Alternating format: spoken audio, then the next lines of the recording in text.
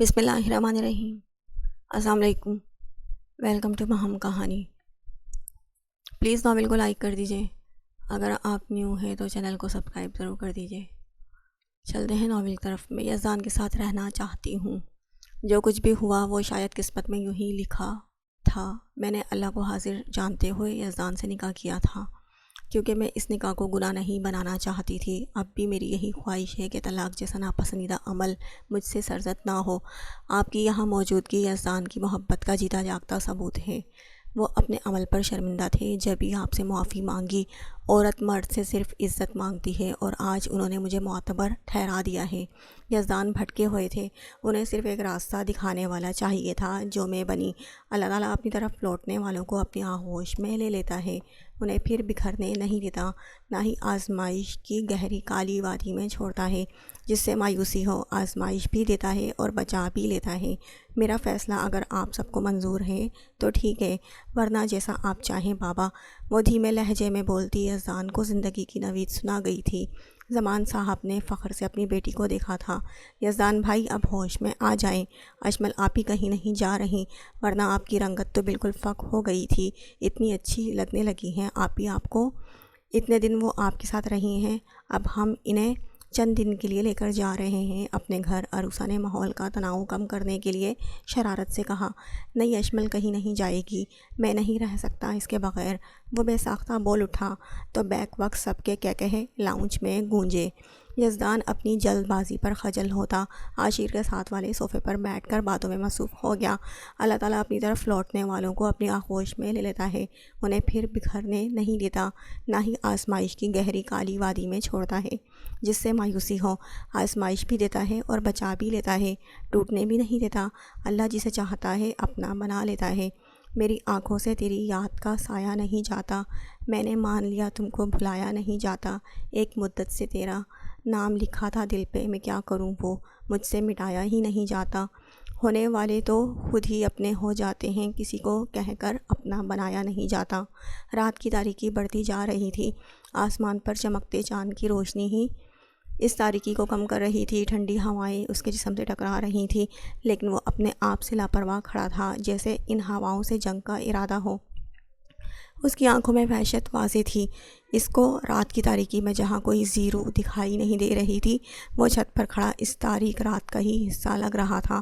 وہ اب چھت کی ریگنگ پر کھڑا ہو گیا تھا، اگر ذرا سا بھی ہلتا تو اس 5 منزلہ عمارت سے گر کر زمین بوس ہو جاتا۔ یہ شاید اس کی ماضی میں سرزد ہوئی غلطیوں کا نتیجہ تھا، جو آج وہ اپنے جان لینے کے در پہ تھا۔ شہزادوں جیسی شان والا وہ شخص عشق کی آگ میں سلگ رہا تھا۔ اس پر عشق جب آشکار ہوا، جب وہ اسے چھوڑ کے جا چکی تھی۔ اس کا بھائی زحیب کہتا تھا، عشق انسان کے ساتھ دفن ہوتا ہے۔ پہلے وہ اس کی باتیں مذاق میں اڑا دیتا تھا، لیکن اب اسے یقین آیا تھا، عشق کی تو فنا میں بقا ہے۔ میں نے اس کی قدر نہیں کی، اس لیے وہ مجھے چھوڑ کر چلی گئی۔ میں ہی ذمہ وار ہوں اس سب کا، مجھے مر ہی جانا چاہیے۔ وہ خود کلامی کرتا، اپنے ہوش و حواس میں نہیں لگ رہا تھا۔ وہ یہاں سے گر ہی جاتا کہ ایک مہربان نے آ کر اسے ریکنگ سے کھینچ کر چھت پہ نیچے اتارا۔ مسلسل ذہنی اذیت سہنے کے بعد اب وہ لہرا کر زمین بوس ہو گیا تھا۔ عنایا اس اونچے لمبے شخص کو دیکھنے لگی جو زمین پر ڈھہ گیا تھا۔ یزدان اشمل غصے اور شرم کے مارے سرخ پڑی تھی۔ اس نے ایک دم موقع یزدان کو جڑا تو اس کا کہا بلند ہوا، کوئی بری دعا تو نہیں دی ہے میں نے تمہیں، بس یہی تو کہا ہے جیسے یہ ٹرپلٹ ہوئے ہمارے، ویسے ہی ہماری محبت سے آنے والے بھی ٹرپلس ہونے چاہیے۔ یزدان کی شوخیاں عروج پر تھیں۔ وہ دونوں اس وقت اپنے تینوں ٹرپلس بیٹوں کے ساتھ آؤٹ آف سٹی اپنے فارم ہاؤس پر چھٹیاں گزارنے آئے تھے۔ یہی وہ فارم ہاؤس تھا جہاں وہ اسے اغوا کر کے لایا تھا۔ اشمل نے اپنے تینوں بچوں کے ساتھ مسجد اور 3 بچوں کو ارد گرد ماما کی گردان کرتے اور خود کو اپنے بال نوچتے تصور کیا تو بے ساختہ جھرجھری لے اٹھی۔ اشمل اور یزدان کو خدا نے ایک ساتھ 3 بچوں سے نوازا تھا، جس میں 2 بیٹے اور 1 بیٹی تھی۔ یزدان نے اس عرصے میں اشمل کا کانچ کی گڑیا سے بڑھ کر خیال کیا تھا۔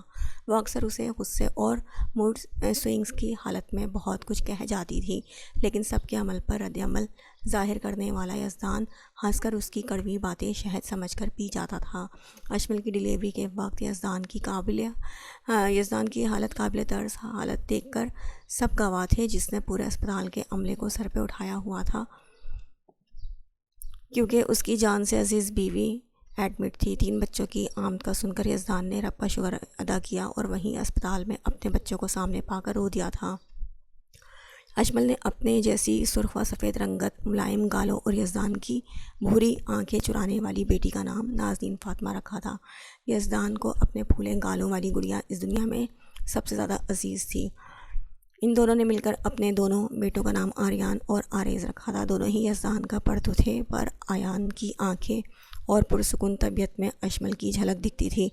البتہ آریز بالکل اپنے باپ کی طرح موڈی تھا۔ اشمل کو آریز سارا دن اپنے پیچھے نچا کے رکھتا تھا، جبکہ اس کے دونوں بچے اتنا تنگ نہیں کرتے تھے۔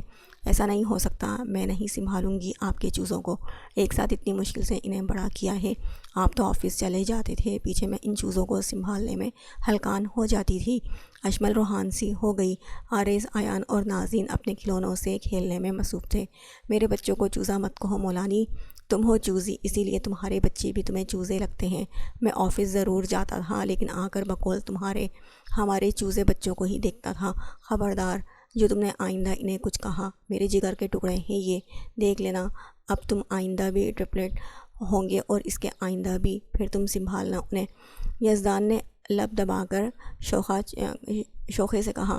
اس کے کمفرٹر بیڈ پر اس کے آنسو لڑکیوں کی صورت میں بہنے لگے تو یزدان خود کو کوستے ہوئے اسے چپ کروانے لگا۔ بس میرے بیبی، روتے نہیں، میں پاس ہوں تمہارے۔ یزدان نے دلاسا دینے والے انداز میں اس کے گرد اپنے توانا بازو حائل کیے۔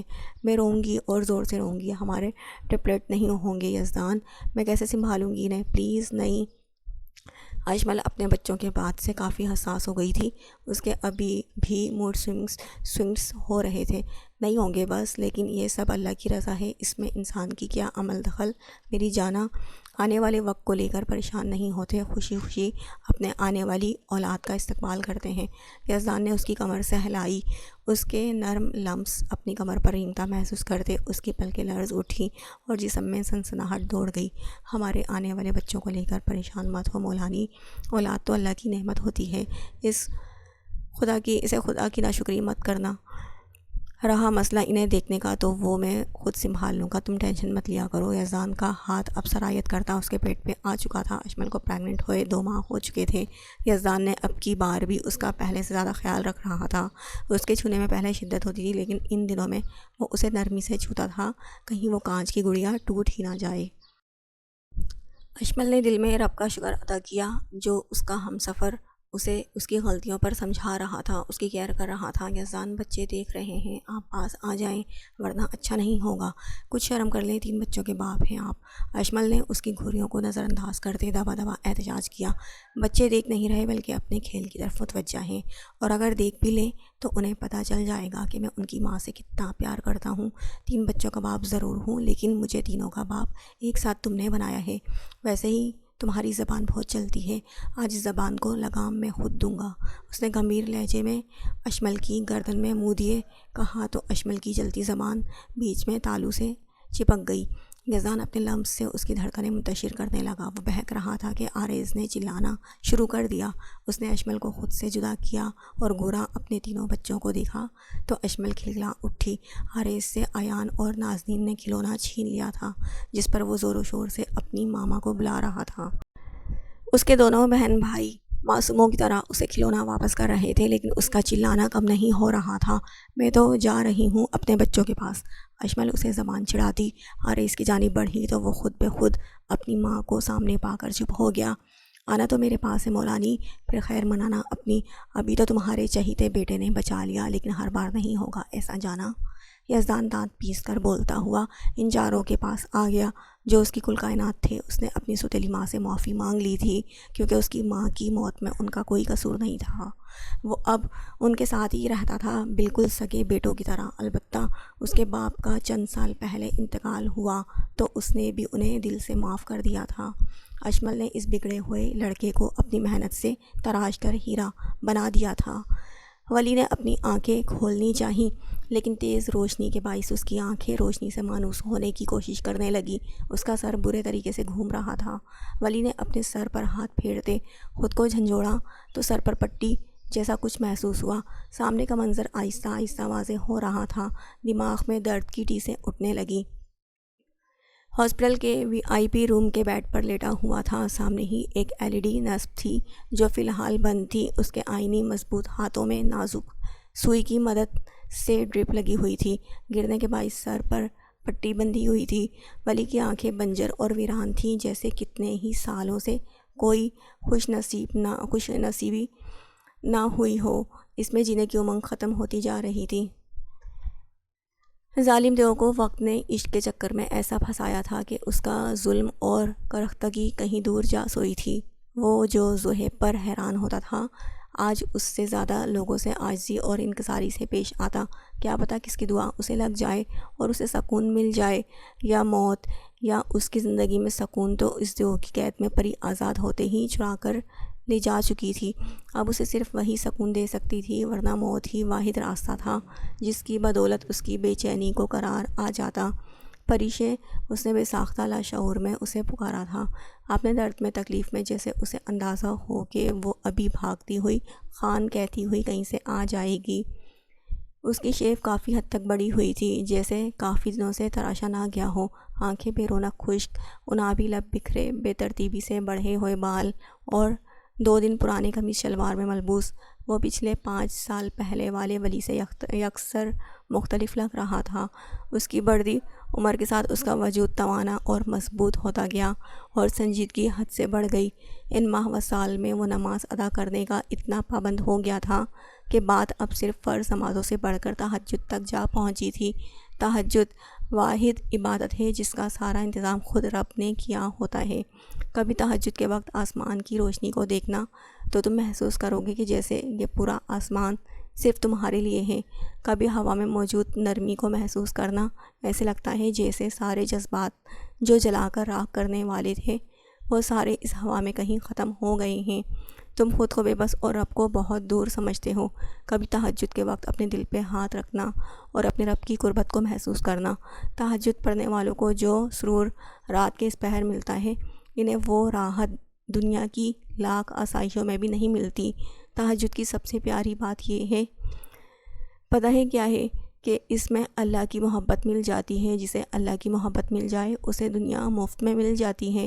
ولی نے وہ روش اپنایا جس سے وہ زندہ رہنے کے قابل ہوا۔ وہ اس قابل ہوا کہ آج لوگوں کو اپنے سے کمتر سمجھنا چھوڑ چکا تھا۔ اس من مست کو ایک سانولی بھا گئی تھی۔ آپ اٹھ گئے ولی سر، میں نے آپ کو صحیح وقت پر بچا لیا، ورنہ آپ تو مدہوشی میں بلڈنگ کی چھت سے ہی گر جاتے۔ میں نے آپ کی بھائی کو کال کر دی ہے اور وہ آؤٹ آف سٹی ہونے کے باعث چند گھنٹوں میں یہاں موجود ہوں گے۔ یزدان سر آپ کی متوقع حالت کا سن کر کافی پریشان ہو گئے تھے۔ عنایا ایک سلجھی ہوئی لڑکی تھی جو یزدان کے آفس میں کام کرتی تھی اور اسی بلڈنگ میں رہائش پذیر تھی جہاں ولی اکثر آتا رہتا تھا۔ دور رہو مجھ سے، یہ سب یزدان کو بتانے کی ضرورت نہیں تھی تمہیں۔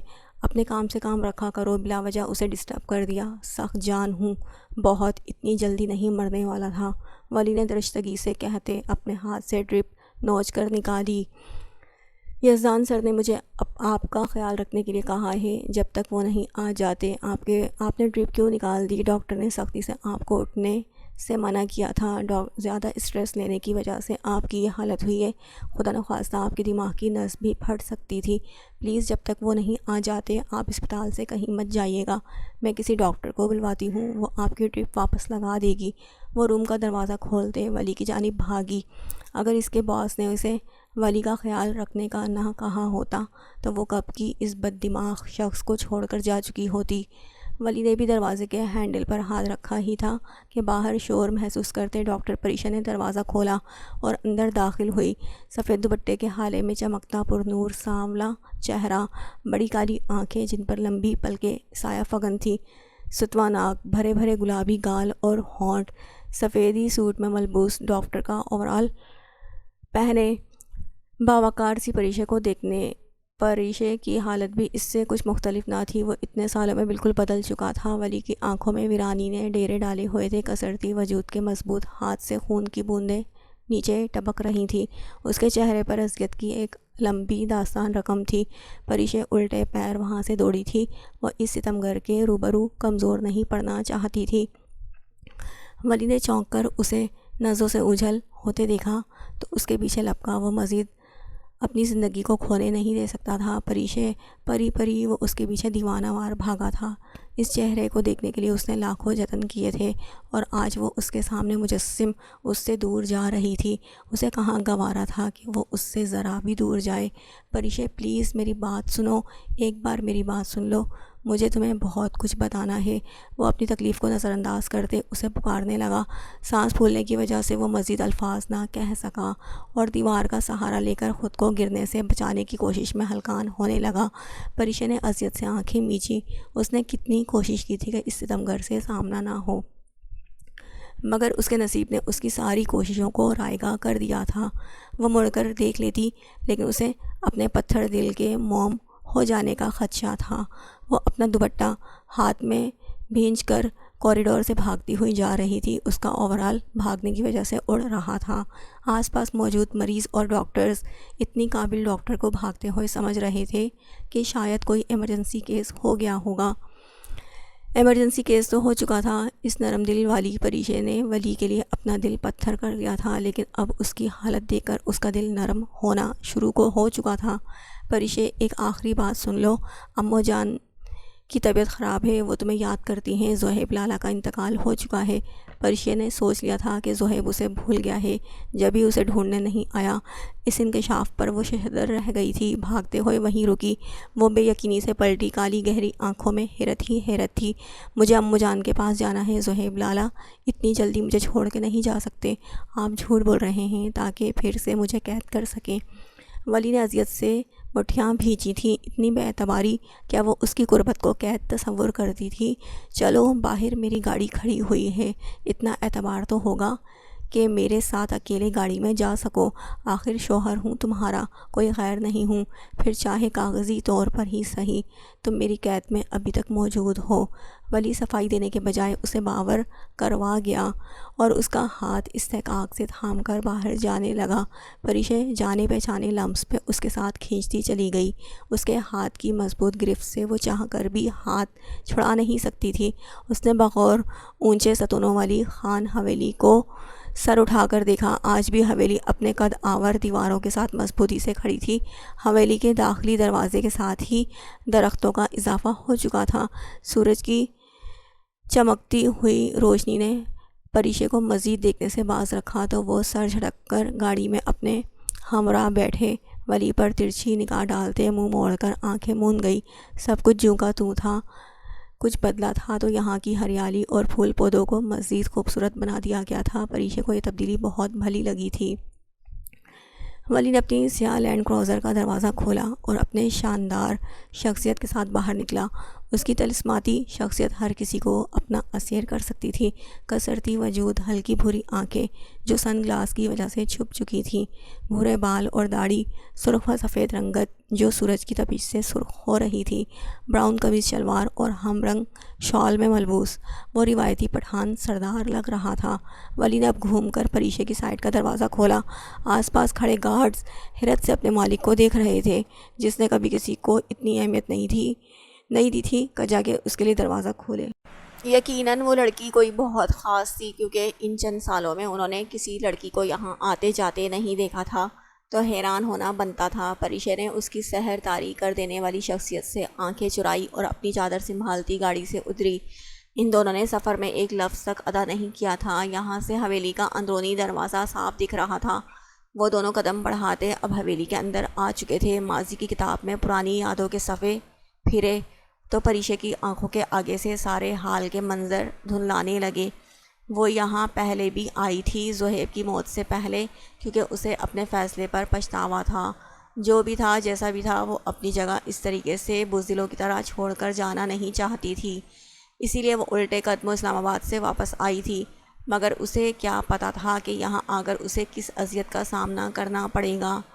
اس کے سگے رشتے ہی اسے ناسور دینے والے تھے، اس کی ذات کو ٹکڑوں میں تقسیم کرنے والے تھے۔ وہ جب 5 سال پہلے اسلام آباد والے اپنے گھر سے واپس حویلی آئی تو بختیار خان نے اسے دھتکار کر ایک بھاگی ہوئی لڑکی کہا، جو نہ جانے کہاں منہ کالا کروا کر آئی تھی، کہہ کر اسے حویلی کے گارڈز کے ہاتھوں کچرے کے ڈھیر کی طرح باہر پھینک دیا تھا۔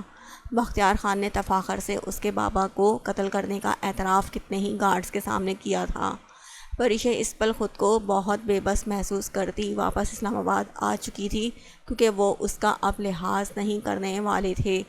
انہیں جائیداد سے مطلب تھا جو انہیں مل چکی تھی، ان کے لیے پریشے اب بالکل ناکارہ تھی۔ پریشے نے اپنا معاملہ اللہ کے سپرد کر دیا تھا۔ اللہ نے بہترین انصاف کیا تھا، وہ کسی کے ساتھ ناانصافی نہیں کرتا۔ اللہ نے بختیار خان کی رسی دراز کر دی تھی جب زہیب کی موت کے چند دن بعد ہی انسپکٹر عاشر انہیں گرفتار کر کے لے جا چکا تھا، جس کی ہیڈ لائن پریشے نے نیوز میں دیکھی تو دنگ رہ گئی۔ اللہ کے انصاف پر ہیڈ لائن میں بختیار خان پر اسمگلنگ اور منشیات فروشی کا الزام تھا، جس کے پکے ثبوت پولیس والوں کے پاس موجود تھے۔ پولیس جب ان ثبوتوں کے پیش نظر بختیار خان کی حویلی ان کو اریسٹ وارنٹ کے ساتھ پہنچی تو بختیار خان نے خود ہی لوڈ پسٹل سے اپنی جان لے لی۔ فرعون نے بدنامی کے ڈر سے اپنا گناہ قبول کرنے کے بجائے اپنی ہی جان لے لی۔ فرعون نے بدنامی کے ڈر سے اپنی جان لے لی تھی، پریشے کو ان کی موت پر افسوس نہیں ہوا تھا، انہوں نے اپنی جان خود لی تھی۔ لالچ اور دولت کی ہرس نے انہیں اندھا کر دیا تھا۔ پریشے اب کبھی حویلی نہیں جانا چاہتی تھی، اس لیے وہیں اسلام آباد میں اپنے گھر کے بجائے ہاسٹل میں رہ کر اپنی ادھوری تعلیم اور اپنے بابا کا ادھورا خواب مکمل کرنے لگی۔ ولی نے اسے مکمل جھنجھوڑا تو وہ خیالات کی دنیا سے باہر آئی۔ اس کی انجان نظریں ولی کو کھوج رہی تھیں۔ میری گڑیا، پری پری کہاں چلی گئی تھی تم؟ اپنی امو جان کو ایک بار بھی بھول کر نہیں سوچا؟ تم نے مجھے ماں ہی نہیں سمجھا تھا، لیکن میں نے ہمیشہ تمہیں اپنے بیٹوں سے بڑھ کر چاہا تھا۔ اتنے سال گزر گئے، میں مر جاتی کیا؟ جب آتی تمہارے آغا جان کہہ رہے تھے کہ تم بھاگ چکی ہو، لیکن میرا دل یہ ماننے کو تیار نہ تھا۔ وہ اپنے بوڑھے ہاتھ اس کے نکوش پر پھیرتی، اس کی موجودگی کا یقین کرتے پھوٹ پھوٹ کر رو دی تھی۔ پریشے کی آنکھیں بھی اتنی چاہت سے لبریز آواز پر بھیگ چکی تھیں۔ امو جان، میں نے بھی ہمیشہ آپ کو ماں کا درجہ دیا ہے، اللہ آپ کی عمر دراز کرے۔ میں یہاں سے چند وجوہات کی وجہ سے گئی تھی اور اب آپ کے پاس ہوں صحیح سلامت۔ وہ جانتی تھی کہ بختیار خان نے اس کی ذات پر کیچڑ اچھالا ہوگا، لیکن اندر کہیں دل سے مطمئن تھی کہ امو جان نے اس پہ اعتبار نہیں کیا۔ پریشے نے چور نظروں سے ولی کو دیکھا تو کیا وہ بھی اس پہ اعتبار کرتا تھا یا آج بھی اس کی ذات کی دھجیاں بکھیرنے والا تھا؟ تمہیں نہیں پتہ، تمہارے جانے کے بعد اس حویلی سے خوشیاں روٹ چکی ہیں، وحشتوں نے ڈیرا ڈال دیا ہے۔ زہیب کی موت نے مجھے اس عمر میں ایسا غم دیا ہے جو میری موت کے ساتھ ہی شاید ختم ہو۔ نہ جانے کون لوگ تھے وہ جن کی میرے معصوم بیٹے سے دشمنی تھی۔ یہ عمر تو میری تھی، موت تو مجھے آنی چاہیے تھی، نہ کہ میرے جوان جہان بیٹے کو۔ زہیب کی موت سے سملے ہی نہیں تھے کہ خان صاحب کو پولیس لینے کے لیے حویلی تک آ گئی اور پولیس کے ڈر سے انہوں نے اپنی جان خود ہی لے لی۔ بیٹے کی موت کے بعد شوہر نے بھی مجھے تنہا کر دیا۔ میرے پاس تو میرا آخری سہارا میرا ولی بچا تھا، جو تمہاری یاد میں اکثر بے چین رہتا تھا۔ میں اتنی بدنصیب عورت تھی کہ اپنے ولی کو اس کی خوشیاں لا کر نہیں دے سکی، لیکن اب تم مت جانا ورنہ ایک بار پھر یہاں صف ماتم بچ جائے گا۔ ان کے نحیف ہاتھ جڑے دیکھتے پریشے تڑپ کر ان ہاتھوں کو پکڑ کر نفی میں سر ہلانے لگی۔ اس کی آنکھوں میں آنسو امڑ آئے تھے۔ میں کہیں نہیں جاؤں گی امو جان، آپ بے فکر رہیں، جتنی باتیں کرنی ہوں بعد میں کر لیجیے گا، ابھی آپ دوائیں لیں ورنہ آپ کی طبیعت خراب ہو جائے گی۔ میری بیٹی اب ڈاکٹر بن گئی ہے تو تمہیں زیادہ پتہ ہوگا، میں آرام کر لوں گی، لیکن فی الحال تم جاؤ، تھکی ہوئی ہوگی، اتنا لمبا سفر طے کر کے آئی ہو، رات کے کھانے پہ میں تمہاری پسند کا سب کچھ بنواؤں گی۔ امو جان کے کہنے پہ وہ اپنے آنسو حلق میں اتارنے لگی۔ وہ رو کر انہیں مزید دکھ نہیں دینا چاہتی تھی۔ اس نے امو جان کو میڈیسن دی اور چند باتیں کرنے کے بعد اپنے پرانے کمرے میں جانے لگی۔ اس نے ولی کو بالکل نظر انداز کر دیا تھا، جس پر اماں جان کے سامنے وہ لب بھینچ کر خاموش رہ گیا تھا، لیکن اس کے جاتے ہی وہ صورت سے باہر نکلا۔ ولی نے روتی ہوئی پریشے کا بازو دبوچا اور اسے اپنے کمرے میں لے کر آ گیا۔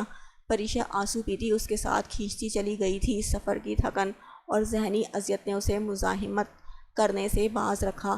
خان، وہ اتنی جلدی کیوں چلے گئے اپنی گڑیا کو چھوڑ کے؟ مجھے تو ابھی انہیں اپنے ڈاکٹر بننے کی خوشخبری سنانی تھی۔ ان کو کہیں نا خان کی گڑیا رو رہی ہے، پھر وہ بھاگ کر کہیں سے آ جائیں گے اور سب ٹھیک کر دیں گے۔ پریشا اس کے سینے سے لگ کر بلک بلک کر رو دی تھی۔ زہیب کا انتقال ہوئے 5 سال بیت چکے تھے، لیکن آج بھی اس کی کمی اور یاد سے حویلی والوں کی آنکھیں اشک بار ہو جاتی تھیں۔ ولی نے خود پر بند باندھا ہوا تھا، ورنہ بڑے بھائی کی یاد اسے شدت سے رلانے پر مجبور کر رہی تھی۔ وہ دونوں کمرے کے بیچوں بیچ کھڑے تھے۔ اس نے پریشا کی پشت سہلائی، کسی کا سہارا پاتے وہ پھوٹ پھوٹ کر رو دی تھی۔